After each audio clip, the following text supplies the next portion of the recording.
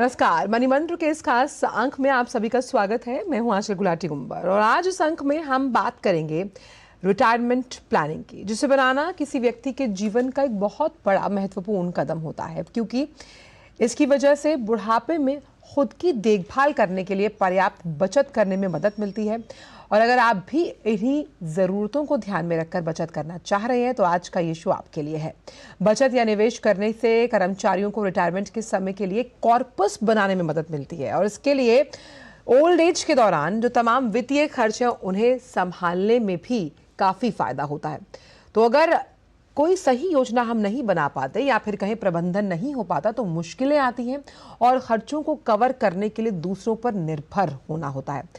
यहीं पर retirement schemes आपकी मदद करते हैं। तो आज के इस अंक में हम इसी विषय पर विस्तार से करेंगे चर्चा। साथ ही चर्चा में भाग लेने के लिए बेहद खास मेहमान इस वक्त हमारे साथ जुड़ रहे हैं। धीरेन्द्र कुमार साहब CEO वैल्यू सर्च के हमारे साथ जुड़ेंगे। लेकिन जो भी आपके सवाल रिटायरमेंट प्लानिंग से जुड़े हैं उन्हें करने के लिए आप 2 नंबर्स मैं आपको लगातार बता रही हूँ, आप उन पर कॉल कर सकते हैं। नंबर लगातार अभी फ्लैश भी होंगे। नंबर है 23387031 और दूसरा नंबर है 23097670।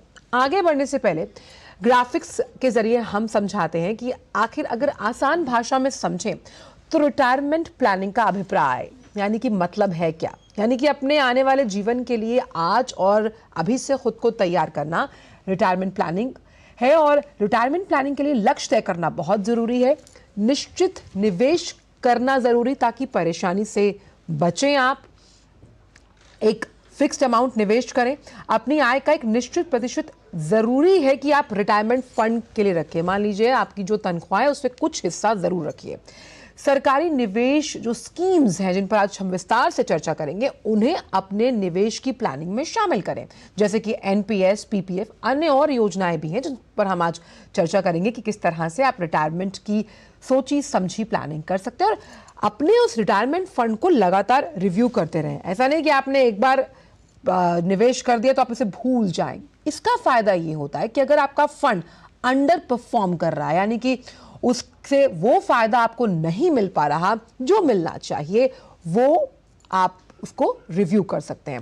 तो ये कुछ टिप्स है जिसके जरिए आप आसानी से निवेश सोच समझकर कर सकते हैं। अपनी सेवानिवृत्ति के बाद अपनी जिंदगी को और खूबसूरत बना सकते हैं। लेकिन क्या वो विकल्प है और किस तरह से इस प्लानिंग को अंजाम देना चाहिए, इसे जानने के लिए बेहद खास मेहमान हमारे साथ जुड़े हैं। धीरेन्द्र कुमार साहब जुड़े हुए हैं। धीरेन्द्र जी बहुत बहुत स्वागत है मनी मंत्र में आपका। धीरेन्द्र जी, ये रिटायरमेंट का जो समय होता है वो बहुत खुशनुमा होता है, क्योंकि आप जो जीवन की आपाधापी है, जो काम करने का एक लगातार प्रेशर होता है, उससे कहीं ना कहीं निजात मिलती है। लेकिन दूसरा जो एक प्रेशर है वो ये है कि अब जीवन निर्वहन कैसे किया जाए।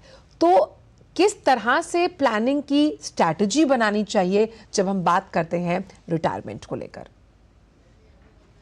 रिटायरमेंट के पीरियड में फाइनेंशियली इंडिपेंडेंट रहने के लिए या पूरी तरह सक्षम रहने के लिए, क्योंकि यहाँ पे भी आज हमारी जिस तरह की जरूरतें बदल रही हैं, उसकी तैयारी तो आपके काम करने वाले सालों में ही किया जा सकता है। रिटायरमेंट के बाद आप इसमें जो मुख्य काम है कि पैसा आपके पास इकट्ठा रहे, जिसको आप प्लान कर सके या आप निर्धारित कर सके कि उसको कहाँ लगाना है, उससे आपको कितना विड्रॉ करना है, आपकी मासिक जरूरत क्या है, ये सब चीज निर्भर करेगा। लेकिन अगर जिंदगी भर ये अगर पैसा इकट्ठा नहीं हुआ तो आप ये कुछ नहीं कर पाएंगे। इसलिए रिटायरमेंट प्लानिंग आपके काम की शुरुआत के साथ ही हो जानी चाहिए। अगर काम की शुरुआत नहीं होती है तो कम से कम जल्दी से जल्दी हो जानी चाहिए, 1-2 साल 3 साल, क्योंकि शुरुआत में हमारी जरूरतें बहुत ज्यादा होती हैं। जब हम काम शुरू करते हैं हम इंडिपेंडेंट होते हैं और तो हम बचत हमारे फ्रेमवर्क में होता ही नहीं है, और उस समय जल्दी से जल्दी अगर हमारी इसकी चिंता हो जाती है, और ये भारत में ये एक बहुत बड़ा चैलेंज आने वाला है, क्योंकि बहुत सारे लोग जो कि ऑर्गेनाइज सेक्टर में रोजगार जिनको मिल रहा है उनके लिए तो कुछ किसी ना किसी चीज की शुरुआत हो जाती है, चाहे वो एम्प्लॉय प्रोविडेंट फंड हो या NPS का अकाउंट हो। लेकिन अगर आप एक कारोबार शुरू कर रहे हैं, अगर आप फ्रीलांसर हैं, बहुत सारे लोग आज के दिन इंडिपेंडेंटली कुछ काम करते हैं और उनके फ्रेमवर्क में ये आ ही नहीं पाता है और आपकी जरूरतें हजार होती हैं, तो उनके लिए ये चिंता करना, क्योंकि ये जो रिटायरमेंट के और दूसरा चीज जो चिंता करने वाला है कि पहले लोग 60 साल की उम्र में रिटायर करते थे और 70-75 साल लोगों की एवरेज जो मोर्टालिटी रेट था उसके हिसाब से जो लॉन्जिविटी था वो। लेकिन मनी मंत्र में बात होगी रिटायरमेंट प्लानिंग से जुड़ी हुई। वक्त अभी एक छोटे से ब्रेक का है। During a heat wave, it is our responsibility to help others and make their life easier. Offer water to vendors and delivery people who come to your home or office. You can install earthen pots with glasses outside your building for outdoor workers. Individuals or NGOs can install water points and distribute buttermilk or sharbat. Consider distributing caps, shoes, umbrellas, etc. Offering water spray to people on hot roads can make their journey more comfortable. Installing shade where people can take a break is very helpful too. Install earthen containers to give food and water to birds and animals. This summer, be kind, save a life. Issued in public interest by NDMA and IIPHG. यारो, शादी तो मैं प्रीति से ही करूंगा। College top करके अच्छी सी नौकरी लूंगा, झट से प्रीति को प्रपोज कर दूंगा और फैमिली हॉलिडे स्पेन में। वाह यार, मैं तेरी प्लानिंग का बड़ा फैन। तू आज ही SBI में अपना सेविंग्स अकाउंट ओपन कर ले और अपने स्पेन हॉलिडे की सेविंग शुरू कर दे। SBI सेविंग्स अकाउंट के साथ पाइए सेफ, सिक्योर, कन्वीनियंट बैंकिंग और ग्रेट कस्टमर सर्विस। SBI, देश का फैन। लाइफ में फाइनेंशियल आजादी के लिए NPS जरूरी है। रिटायरमेंट में फाइनेंशियल आजादी रहे जारी, NPS से आज ही करे तैयारी। NPS जरूरी है। मेरी माँ फोन से पैसे देती है। मेरे पापा फोन पे पैसे लेते हैं। मेरे दादाजी को फोन में पैसे आते हैं। दादी फोन से हर मंदिर के दर्शन पाती है। दीदी लैपटॉप से पढ़ाती है और मैं लैपटॉप से पढ़ती हूँ। टेक्नोलॉजी हम सब के लाइफ का हिस्सा है, पर टेक्नोलॉजी को हम तक किसने पहुँचाया? मोदी जी ने। इसे सस्ता बनाकर, स्वदेशी बनाकर, हमारा समय, धन और ईंधन बचाकर, बिचौलियों को हटाकर, मेरे परिवार को कतारों से मुक्ति दिलाकर, DBT का सिस्टम लाकर, इनोवेशन को पुश कर कर, स्टार्टअप को बूस्ट कर कर। मेरा परिवार डिजिटल तो India digital. Thank you Modi ji. Digital economy, digital Bharat, Modi सरकार की गारंटी। मौसम के मुताबिक खान पान बदलना हमारी परंपरा है। हल्का और पौष्टिक भोजन गर्मी के दिनों में सेहत अच्छी रखता है। अधिक पानी की मात्रा वाले मौसमी फल और सब्जियां शरीर को ठंडा रखते हैं। प्याज का सलाद और नमक जीरे वाला कच्चा आम जैसे पारंपरिक उपचार तापघात को रोकते हैं। ताकत देने वाले प्राकृतिक तरल जैसे ORS, नारियल पानी, नींबू पानी, छाछ, आम पन्ना, मूंग का पानी पिएं। शराब, चाय, कॉफी और सॉफ्ट ड्रिंक टालें। अत्यधिक नमक, मसाले, तला हुआ और उच्च प्रोटीन वाला भोजन टालें। बासी खाना न खाएं। मांसाहारी लोग तले या लाल मांस की जगह भुना हुआ मांस खाएं। अच्छा खाएं, स्वस्थ रहें, सुरक्षित रहें। NDMA एवं IIPHG द्वारा जनहित में जारी। ब्रेक के बाद सभी का स्वागत। आप देख रहे हैं मनी मंत्र और हम चर्चा कर रहे हैं आज सेवानिवृत्ति यानी कि रिटायरमेंट के बाद किस तरह से प्लानिंग कर आप निवेश के अच्छे विकल्प साध सकते हैं। हमारे साथ धीरेन्द्र कुमार जुड़े हुए हैं, CEO वैल्यू सर्च। धीरेन्द्र जी, किस तरह के विकल्प सबसे पहले आपके ध्यान में आते हैं जब हम रिटायरमेंट प्लानिंग की बात करते हैं? तो नहीं, विकल्प के भी पहले सबसे जरूरी है कि आप जल्दी से जल्दी शुरुआत कीजिए। विकल्प की चिंता मत कीजिए और शुरुआत कीजिए तो कोशिश कीजिए कि जब आप शुरुआत कर रहे हैं तो पहला जो आपका निवेश है रिटायरमेंट के लिए वो कई सालों के लिए, मुझे लगता है पहला स्टॉप होना चाहिए NPS।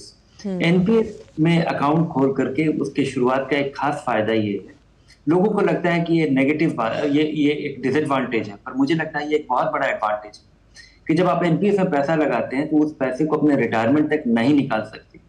इस तरह की पाबंदी आपको फोर्स करता है कि आप डिसिप्लिन अप्रोच रखें।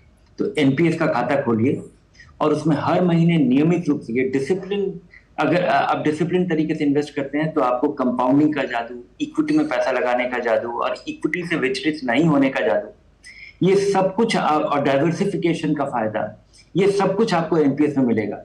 और शुरुआती दौर में आपको कोशिश करना चाहिए कि जब आप एनपीएस का खाता खोलें तो अधिकतम जो इक्विटी में एलोकेशन किया जा सकता है वो करें। और चूंकि आप इसमें पैसा नहीं निकाल सकते तो आपको तो बाजार के उतार चढ़ाव का आपको असर नहीं पड़ेगा और 5-10 साल 15 साल 20 साल में का जो ये निवेश है उसमें इसका असर दिखेगा। दूसरा कि जब आप रिटायरमेंट के कगार पे आए उसके 5-10 साल पहले आप कोशिश कीजिए कि आप कंप्लीटली डेट फ्री हो जाएं और अपने रिटायरमेंट में आपकी जो वित्तीय जरूरत होगी उसका आकलन बारीकी से करें, क्योंकि यहाँ पे आपको 2-3 बड़ा सरप्राइज मिलेगा।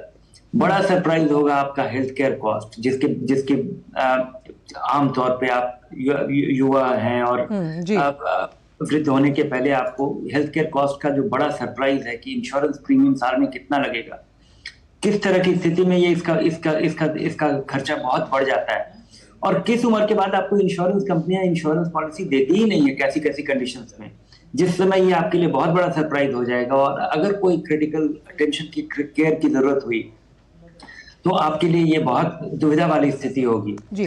तो इस चीज की तैयारी एनपीएस और पीपीएफ तो एक ओल्ड स्कूल लोग मानते हैं काफी सुरक्षित निवेश के विकल्प है, लेकिन बाजार में क्या और भी ऐसे ऑप्शंस हैं जहां पर जो आज का युवा है वो अभी से प्लानिंग शुरू कर सकता है? क्योंकि कई बार लोगों को लगता है कि भाई हम इक्विटी में निवेश कर रहे हैं, हमने गोल्ड बॉन्ड लेकर रखा हुआ है या फिर जो ईएलएसएस है वो हमारा विकल्प हो सकता है आने वाले समय में। जी हाँ, एनपीएस के ढेर सारे विकल्प हो सकते हैं। इनफैक्ट अगर आप निवेश कर रहे हैं और अगर आप 10 साल से ज्यादा के लिए का समय अभी भी आपके पास है तो आप पूरा पैसा अगर अपना इक्विटी में लगा रहे हैं तो ये आपके लिए बहुत ही फायदेमंद होगा। बल्कि इक्विटी में पैसा नहीं लगाना मुझे लगता है एक बहुत बड़ा अपॉर्चुनिटी लॉस होगा अधिकतर निवेशकों के लिए। दिक्कत ये होती है कि लोग इक्विटी में लगाते हैं कम समय के नजरिए से और यहाँ पे इक्विटी के उतार चढ़ाव से वो विचलित होकर अपना पैसा निकाल लेते हैं।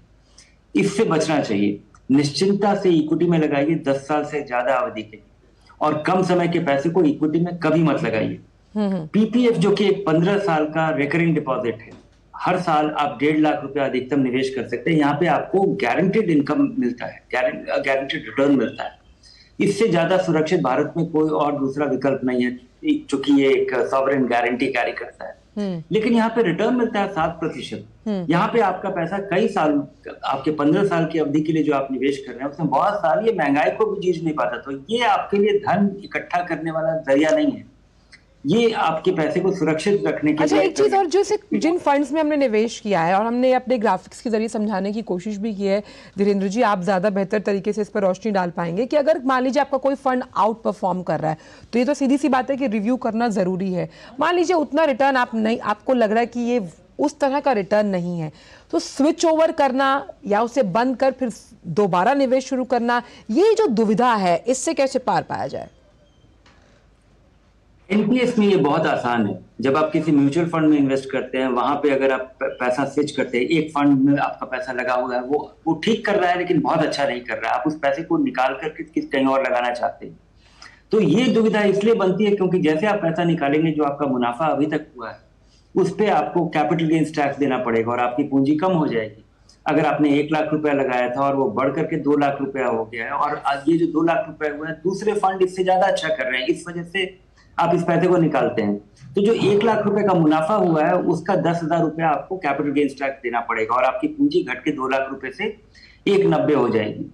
एनपीएस में ये खासा फायदा है कि जब आप किसी फंड से दूसरे फंड में एनपीएस के स्विच करते हैं तो किसी भी तरह की टैक्स की देनदारी नहीं होती है और ये बहुत ही सीमलेस तरीके से आप साल में 4 बार बदलाव कर सकते हैं। तो एनपीएस काफी सुविधाजनक है टैक्सेशन के नजरिए से भी। जी धीरेन्द्र जी, एक चीज़ और भी हम समझना चाहेंगे यहाँ पर कि ख़ास तौर पर जब हम बचत की बात करते हैं या हम चाहते हैं कि हम निवेश के अन्य विकल्पों की इस पर चर्चा करें, रिस्क एपिटाइट ख़ास तौर पर जब हम रिटायरमेंट की बात की प्लानिंग कर रहे हैं, भाई रिटायरमेंट से पहले तो हम कहते हैं कि आपका रिस्क एपिटाइट जितना आप की कर सकते हैं, सेवानिवृत्ति को ध्यान में रखकर रिस्क एपिटाइट कैसे मैनेज किया जाए? रिस्क एपिटाइट एक बहुत ही बदलता हुआ टारगेट है। जब आपका बाजार से परिचय नहीं हो, पहली बार आप निवेश कर रहे हैं और आप देखते हैं कि आपके थोड़ा पैसा लगाने के बाद बाजार एक महीने में 10% गिर गया तो आप काफी परेशान हो जाते हैं, कई बार घबरा के अपना पैसा निकाल लेते हैं।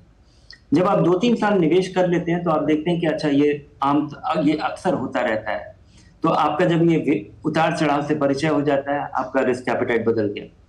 आपके लिए वो पैसा कितना जरूरी है। अगर आप 25,000 रुपए महीना कमाते हैं और 2,500 रुपए बड़ी मुश्किल से, बल्कि कुछ खर्चा काट के बड़ी मुश्किल से आप वो बचा पाते हैं, तो आपके लिए वो पैसा बहुत इंपॉर्टेंट है। अगर आप 5 लाख रुपया या 25 लाख रुपए सालाना कमाते हैं और आपके लिए 10-20 हजार रुपया ऊपर नीचे हो जाना आपको बहुत ज्यादा विचलित नहीं करता, आप चिंतित नहीं होते हैं, तो ये रिस्क एपेटाइट है। रिस्क एपेटाइट बदलता रहता है और ये पूरी तरह से आपकी सक्षमता पे और आपके बहुत आपने अहम जानकारी दी। और हमारे साथ पहले कॉलर जुड़े हुए हैं धीरेन्द्र जी। राजेश जुड़े हुए हैं राजधानी दिल्ली से। राजेश जी पूछिए सवाल। मेरा क्वेश्चन ये है कि LIC का बहुत सारा ऐड आता है न्यूज़पेपर में, तो LIC का पेंशन स्कीम कौन सा अच्छा है? धीरेन्द्र जी, LIC का जो एन्युटी स्कीम्स है, जितने भी एन्युटी स्कीम है, उसका एक खासा, मुझे लगता है कि भारत में किसी भी इंश्योरेंस कंपनी का कोई भी एन्युटी स्कीम बहुत कारगर नहीं है।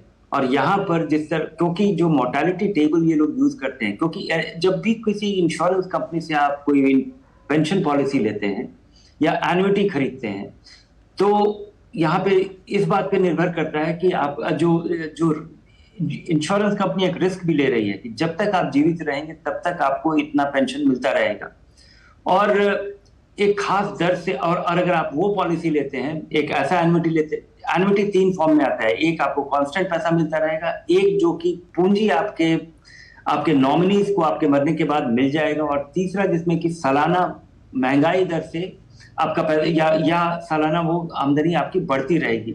जो सालाना आमदनी बढ़ती रहेगी उसका रिटर्न इतना कम है कि निवेशकों के लिए वो बल्कि बहुत बड़ी पूंजी इकट्ठा करके भी आपको कोई खास आमदनी नहीं हो पाती जी। मुझे अधिकतर निवेशकों को एक अच्छे फंड का विकल्प देखना चाहिए, और वहां पर एक मेथोडिकल विड्रॉल प्लान 5 से 6% का, ये शायद एक बड़ा कारगर तरीका साबित होगा। किसी भी इंश्योरेंस कंपनी के एन्युटी से बचिए जी।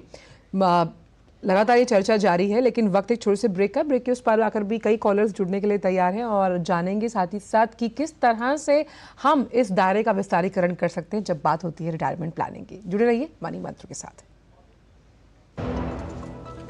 टेक स्टार्टअप सॉलिड था, प्लान था कड़क, करना था समथिंग ग्रेट, पर शुरू से प्रॉब्लम्स ले घेरा यूं कि बिजनेस हुआ अपना लम्बेट।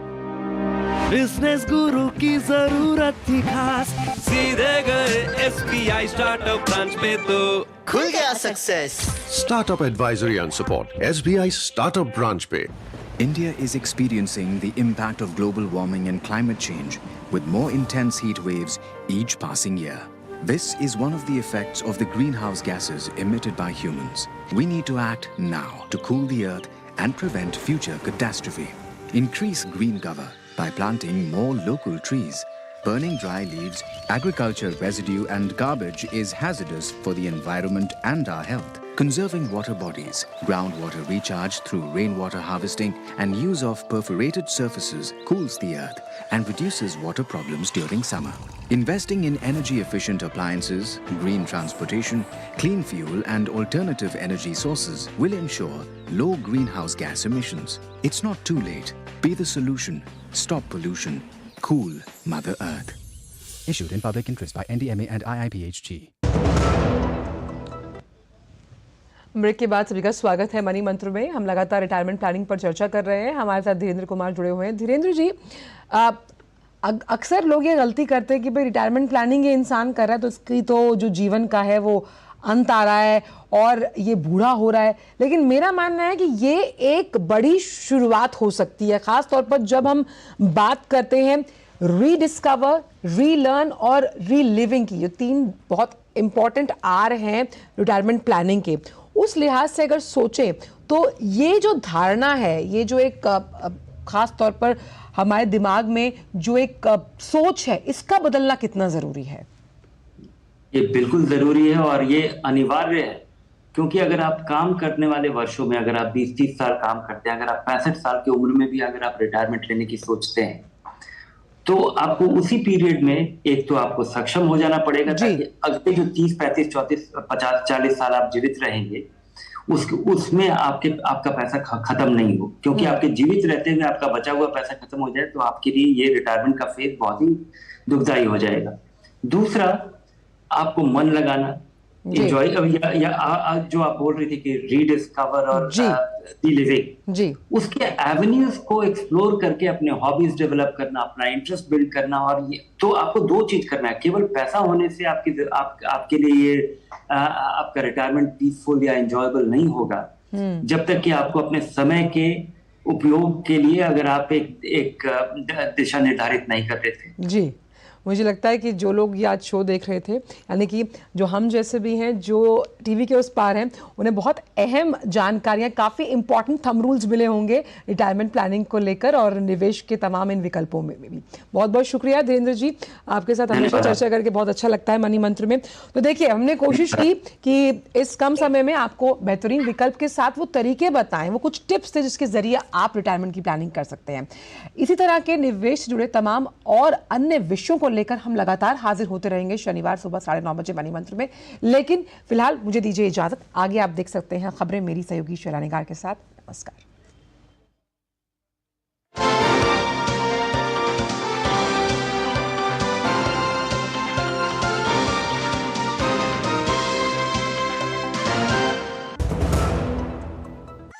भारत के पहाड़ी इलाकों में जिस प्रकार तापमान बढ़ रहा है